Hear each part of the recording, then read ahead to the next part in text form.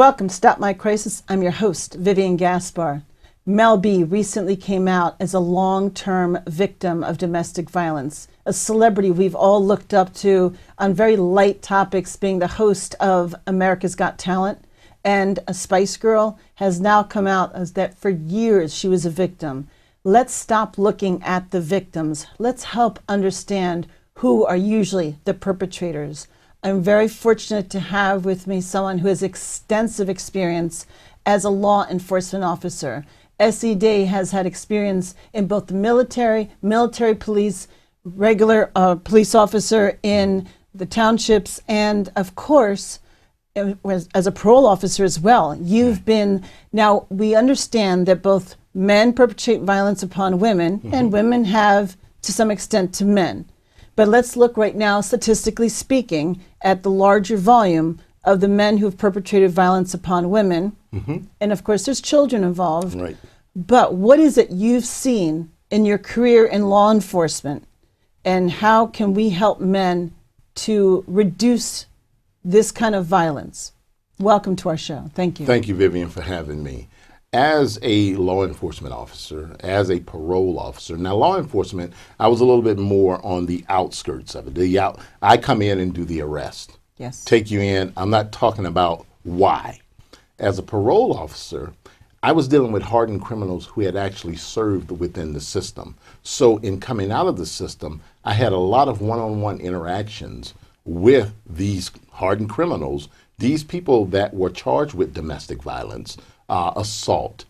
And the biggest issue that I've seen is, one, control. The man, he has to learn how to center himself. But see, this is where, and I want women to understand, it starts very early on. A lot of people hear about domestic violence and the first thing they're thinking is, he's hitting, he's throwing. No, it starts very early on with a statement like, you really look fat in that outfit. How does that lead to violence? Now, you might think that's bullying, or you might think that's verbal abuse. Right. But what do you mean by that starts early on? Do you mean that escalates to eventual hitting? Yes, absolutely. Does it always escalate? Is that a telltale? It's a telltale sign, because if he's not complimenting you and now he's accusing you or talking about you or saying things that are negative, it builds up. And when you don't respond as a female to him, it means you are allowing it. What do you mean? Okay. Wait. What do you mean by respond? Because let's not. You look fat in that outfit. Now, how should I respond? How would you respond? Instead of saying, "Oh, that hurt my feelings," how dare you say I look fat in this outfit? You married me looking in this. I was in this outfit. So if I look fat in this outfit, that means you like a fat woman in this outfit. Now, wait. I don't think all women respond that way. But I know they don't. No, which is why domestic violence is on the rise. So why would it be on the rise? I mean, as a woman, I might think, well, I'm sorry, should I change? Would it be better if I got a different outfit? See, you didn't respond back. What you did was went along with what he said. You're now trying to please him instead of saying, no, I don't look fat in this outfit. I look fabulous in this outfit. So that's what I mean. What is a good response? Now, we're obviously not looking to blame victims. Right. So help us understand, who are we addressing today? What is it we're trying to do? We are addressing the men. The men who are perpetrating this violence upon women. I say to the man, first of all, think before you say a word. Understand, when you are with someone, you go with someone into a relationship in a loving fashion. If you're not there to be loving and respectful, why are you there? Ask yourself that, man. Maybe subconsciously they're looking to be controlling to make themselves feel more powerful, but they're not going to say that. But they should ask themselves, why am I trying to control her? Why should I attack her? If I have issues, maybe I should look within myself. But who really does that? I mean, when you as a parole officer, would these men admit to thinking this way? No, and this is what landed them in prison. Now they're sitting and talking with me at the time that I was a parole officer, and these are the questions that I would ask. I would say, so why did you address her that way? And what would they say? The stupidest things. I want to hear. Give me some examples. Something like, well, I was having a rough day at work and I didn't feel like being bothered. So wait, how would not being bothered lend itself to pointing some kind of aggression, starting out verbally, like, you don't look so great now. Why don't you lose 30 pounds? Like, how does that get to that level? How does it get to the level that the man is now saying that to the woman? Right. Well, because he's not looking at himself introspectively. We're not talking to children here. We're talking to grown men who decided to enter into a relationship with their partner. And when you do that, you didn't go into it. Think about this.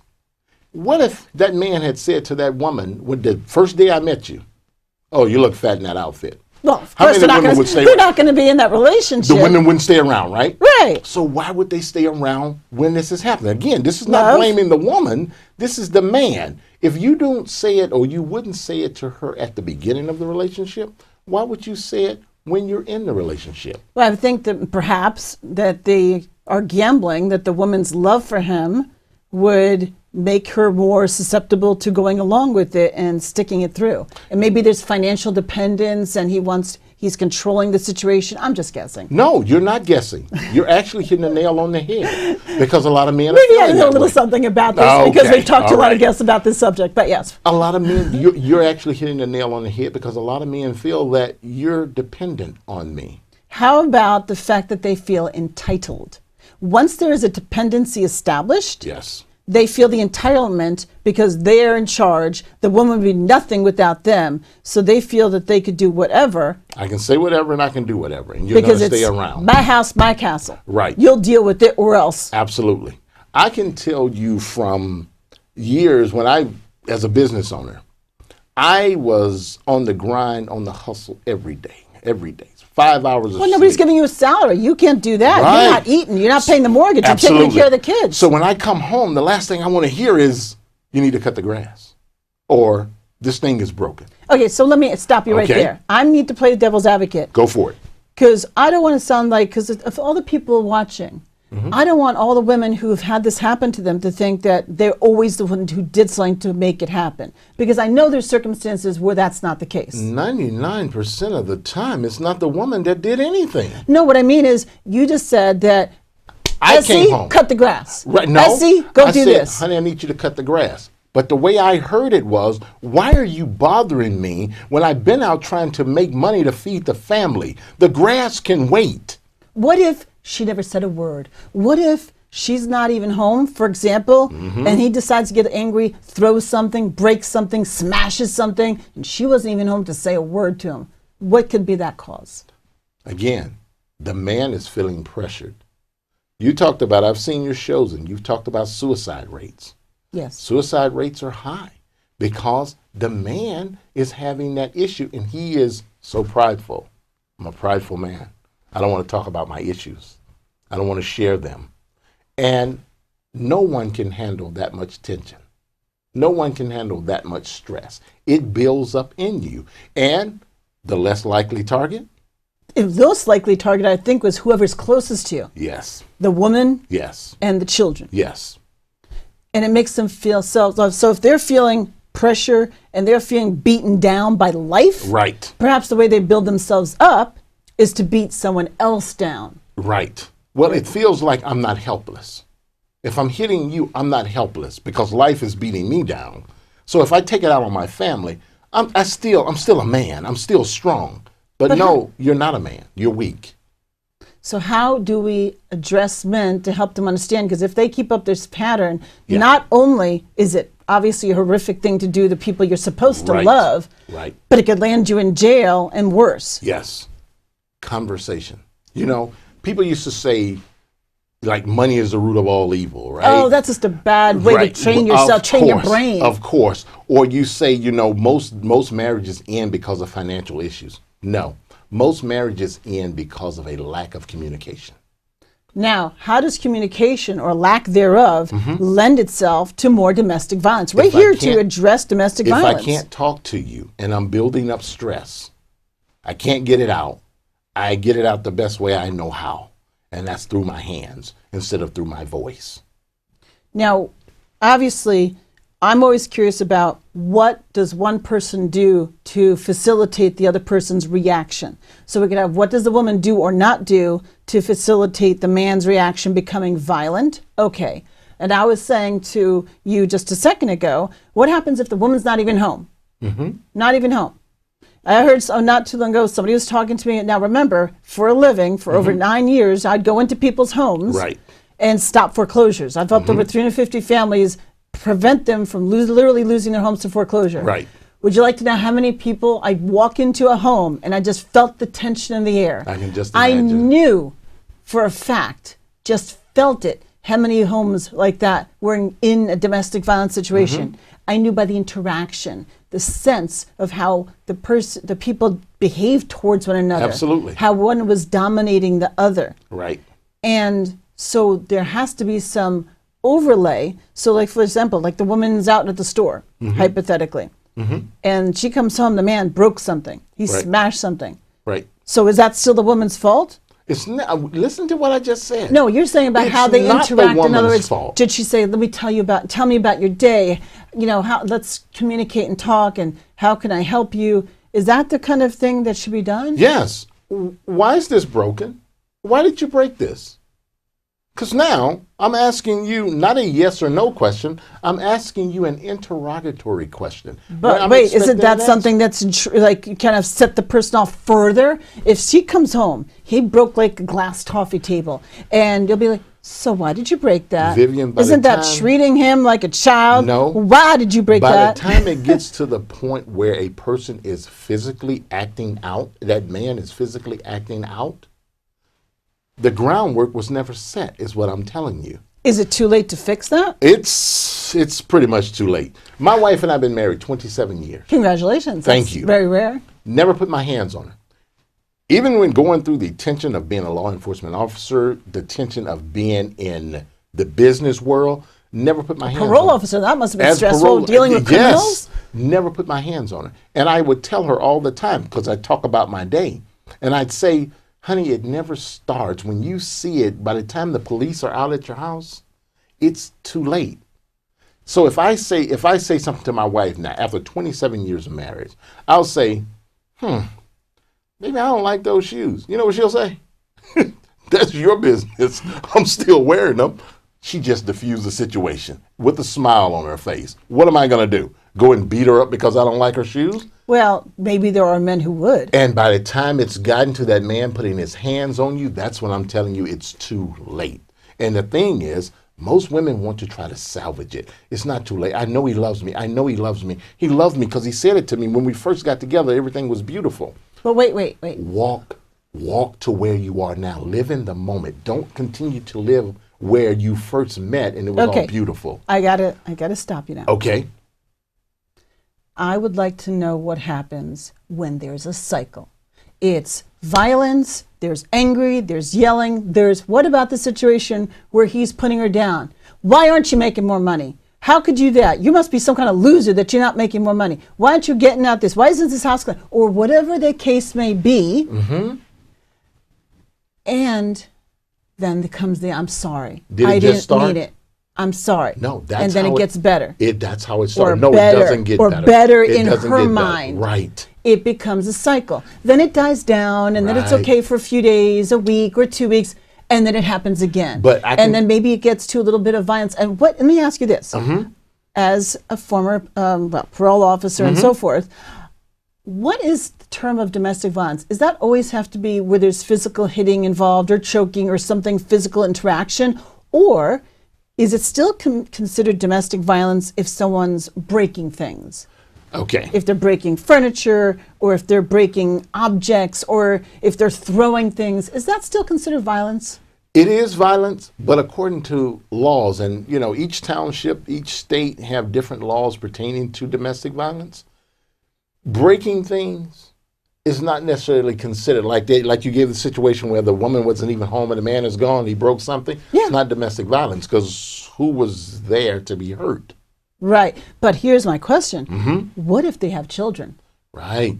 What if he didn't actually hit the children, but the children observed this? Yes, that is Could a that form be- of, yes, not could is it that be, a that is a form of domestic violence. That would be my question. Yes. So if they didn't have children and he only broke something because he was upset Right, and she he wasn't tore up home, the house. okay, fine. Right, got an issue. Okay. But children are in But the home, let's say she goes out to the store or the Right. bank or That's what have domestic you. violence. The kids are upstairs. Maybe it's evening and they're sleeping or playing in the rooms. Let's say they're not, hypothetically, let's say they're not even in the room. That's domestic violence. But they can hear it. Because don't tell me someone breaks like a table or glass or something Right. without the accompaniment of yelling or cursing or whatever Yes. that makes them have the angry sound of them being upset. Right. I found that very hard to believe. Yeah. So they were probably breaking something while cursing under their breath or cursing out loud or yelling or some kind of angry sound to the effect. Yes, And the kids can hear it. that's domestic violence. That's my question. That's the answer. That's domestic violence. So is your best suggestion to any family in that situation, because once they're kids, there's a family, it's not just a couple. Absolutely. Is your best suggestion as a professional Yes. to just get divorced and stop the behavior? I would always say, because a family structure is strong. And because it doesn't harm the children growing yes, up? of course it does. And I will say, 'Cause seek in that counseling. circumstance. Seek counseling. But you have to be willing partners. Both of you have to go into the counseling together. And if it's that bad where the children are experiencing it, they should be in counseling with you. But what if the man's not willing? Yeah, I don't have a problem. I didn't It's hit you. time If to- I didn't hit you, it's not abuse, he says. It's time to go. That's the main question. Because you've you heard the can't old change adage. someone. You heard the old adage, you can do bad by yourself. Now, what's the rest? Finish it up. Well, I don't know about the rest. I can tell you can do bad by yourself. I was going to say, you got to bring it home. No, you can do bad by yourself. If you're experiencing problems and you're not working together as a team, then you can do bad by yourself. You can go and move out. There are shelters out there. There are counselors out there. I would not suggest a woman stay in a relationship where she's in it by herself. Okay, now I heard some of the following in the news where I was a little surprised. Mm-hmm. As a former law enforcement officer, I need to ask you the following. I actually heard that if a woman stays in an abusive relationship where there's children and she did not leave, She can be charged. exactly what I was going to Yes. say. She is then culpable Yes. in the violence toward the Yes, children because absolutely. she did not stop it Absolutely. by staying. Yes. So for all the women in the audience, Get out. if you don't get out and there's children, You can be charged. you can be charged as Yes, well. yes. So if you're not scared enough for yourself, you're not scared enough for your children, Right. if you stay, You can be charged. you can also go to jail. Yes, you can go And to the jail. children, what happened to them? Foster care, They're going to go into the system. they go into the system. Or, So now they're in in a worst way- case, that man gets custody. Wow, that's even worse. Yes. Because now these children could be potentially not just victims of domestic violence, even if they're not the ones who were hit. Let's say the man never got around to hitting the children. Right. And let's say, best case scenario, the man never even hit the woman. He just is doing the violent acts of throwing things or Right. breaking things Right. and things of that nature, which you just finished saying is still domestic violence if the children overheard it. Yes, they're even if there. they weren't even in the same room. If they're there. If they're in the they're same house and can experiencing it, experience it by hearing it, if they can feel that tension, that's still domestic yes, violence. they are. 'Cause Yes. let's clarify this, because everyone that I've encountered believe that it's only violence if they're grabbed, if they're choked, No. if they're hit, empty hand, fist, whatever it may be. That's not the only form of domestic violence. And this is where the laws, and this is where I employ women to go get involved in what's going on in your state legislature. Find out what's going on with laws. Don't let it be to the nth degree before you now want to stand up and be an advocate. We change the laws as citizens of this country. We make them, we can change them. I employ every woman to get involved with what's going on in her community. Find out what the laws are. It's okay. If you have a group of women together, contact the law enforcement officer and have them come out and talk. Contact an attorney and have them come out and talk to you. They will tell you things that will be to your benefit. now, if you're talking about getting spoken with some counseling and expertise, and if the man's not willing to take part in family counseling, Right. then the safest thing to do is leave. Safest thing to do is leave. Okay, now if somebody feels that you're trapped because they don't have money and Right. they feel that it's more detrimental to the kids. Are there any kind of free hotlines that they can talk to someone? What happens if they just call the local police? Can the police give them some kind of reference? A lot of police stations, they are like in the community policing type things. They are in contact with many type organizations and groups that they can refer the woman to Are they call. anonymous? I mean, I would think that on the worst That's case a scenario, big thing. Yes, a lot of them are anonymous. They can reach out to, because normally the women that are running these groups have been victims of domestic violence themselves. so I would think, what if a woman really doesn't want her husband arrested? She wants help, but she But doesn't I want to love go him, but through I this. just don't want him to go to jail. That Right. type of thing, What about, right? you've heard that, right? Yes. Yes, I have. Now, I'd love to hear a little bit more sneak peek into when you're a parole officer. Mm-hmm. What else were the men saying? I always want to hear, what is it that the men who perpetrated these things, what were they saying? This is the thing that would shock you.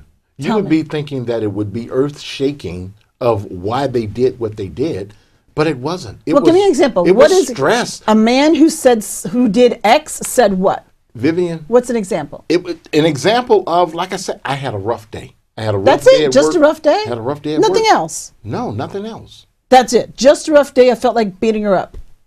Or I throwing didn't things. feel or like grabbing beating her up. I had a rough day, and I came in, and she just kind of touched the nerve. But what if she wasn't there to touch a nerve? Or what if she didn't say a word? If he's, again, domestic violence doesn't just happen like I'm starting to violent. It builds up. It builds up. So if I come in, like there was a statistic when I was in law enforcement, right? A lot of law enforcement officers male law enforcement officers, and they may not want to say this or believe this, but would have affairs. Why would they have affairs? Because Stress relief? funny to that. No, they didn't want to bring that stuff home, and the only person they could talk to was another law enforcement officer. So the law enforcement officers, male and female, would have affairs. Absolutely, because that's a lot of stress, a lot of pressure. They were more afraid of going to jail, so it's not like they went home and beat up their wives. This is the way that they would talk to somebody. Everybody wants to talk, but nobody's saying anything. So you're saying the best thing to prevent everything and keep some harmony is be a good sounding Communicate. board and Yes. just listen to them. Not just listen, but address things and start doing it early on. What it took to get you is the same thing it takes to keep you. But remember, we don't want to lay blame on the women. No. So what is it that the man can do? So if somebody The can man bring has some to take- awareness, The man what can has he do? he has to look within himself and become introspective and say, this is my family. I love my family. Nothing is more important than my family. So I treasure my family. I'm not going to abuse my family, because abusing my family, they look up to me. They depend on me. I'm their rock.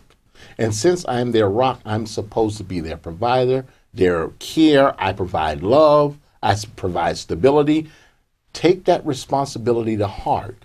Don't look at your wife as an image or an object that you can hurt or harm. Your children, don't look at them as objects. Look at them as, that's your offspring. But That's what your if baby. somebody's not doing it consciously? Somebody's not looking at their child thinking, you're my object to dominate. Listen, What if it just comes out, it's like, oh my God, I didn't mean to do that. I'm so sorry. I'm so sorry. And then we go into that cycle of Okay, violence. Let well- me throw something. Oh my God, I didn't mean to do okay. that. I'm so sorry. So I'm so let's sorry. say somebody pops all of a sudden and they say something that's out of character, Not right? even saying. What about acting? Well, let's say they act out of character. But again, you say act. By the time you get to the point that you're acting out of character, this has built up for some time. It didn't just happen. That man's not just going to walk in the house, I marry you today, and tomorrow I come in and I start slapping you. If that's the case, this was already there. Leave tomorrow. Leave tonight. Don't stay. But normally it's a situation that builds up over time, until it gets to the point where I push you, I nudge you, and you don't say anything. Now, very easy fix. Let's say there's the women who are watching this show. Yes. And they might be very cautious and trepidatious on approaching the man. Is there anything the women can do might alter the man's behavior? For example, if a woman takes some martial arts classes, Yes. will that build up her self-esteem and maybe Absolutely will. kind of inadvertently change the man's behavior to kind of keep him in check subconsciously? Absolutely. No one wants that to be can- punched in the face. Well, that's what So I'm if saying. the is- man thinks she's capable. she's capable of punching him hey, in the look, face. honey, I took some self-defense Yeah, classes. that can keep him in check. And she doesn't have to say that might tone him down, but that's the end result, right? Well, think about bullying. right? Let's go to bullying. Now, can that be bullying in a marriage? Yes. Because I think so many people think of it as school bullying. Right, it's just school. Or That's all we workplace hear. bullying. Or workplace. But No, it can usually be school. bullying in the marriage. I don't think anybody thinks of it that way. They don't. But that's really true. Bullying happens because somebody feels that they are more empowered than the other person. Here's a weaker person, here's a stronger person. Especially think when it comes to money. Don't you think that I've heard so many times that women who are now a little bit more in numbers, making sometimes more than men, it's flip-flopped a little bit. Absolutely. I think that sometimes the man wants to feel like, well, you make more money than me, let me regain my manliness by showing dominance. Yes. When I don't make as much as you for whatever reason. Yes, some of that or is. even if that's in jeopardy. But I'll tell you what. He sees the woman rising up a little bit, perhaps. I see a lot of that as generational too. How is it generational? Okay. A lot of the times the parolees that I dealt with, they had troubled childhoods. They experienced domestic violence there. So it carried on to them because this was a coping mechanism for them. I see. It's a cycle. This is the way they understood how to address it, how to handle it. So it became generational. Now you have a younger set, millennials, for instance, right? In the 20s. In the 20s. Oh yeah, let's go with that. In the 20s. In the 20s. People get confused with the terms of millennials, over Generation X and all that. I'm in DC, right? There are women making money. Making more money than men make. And when you feel like you are strong, you don't put up with nonsense. You don't put up with nonsense. A lot of it is personality within the man or the woman. It's a co-thing. Now, I know the last thing you want to do is blame the victim. Right. So we have to be very cautious not to do that. But you have to be real and say, you're involved in that relationship. Now, if you don't say anything or address anything when these things happen, you're basically enabling it. Right. Okay. That is a great place for us to realize how appreciative we have been of your time and expertise and shedding a light into this aspect of it. And call for help. Call for help. That's the bottom line is if he is doing anything to make you feel put down. Thank you. If any type of violence, and even if it's not a direct hit, a grab, a threat, a choke, even if it's throwing things, call for help. Don't deal with it because remember, if there's children, even if they're not being hit directly, if they just witness it, you could be held accountable. Absolutely. Change your family dynamic now.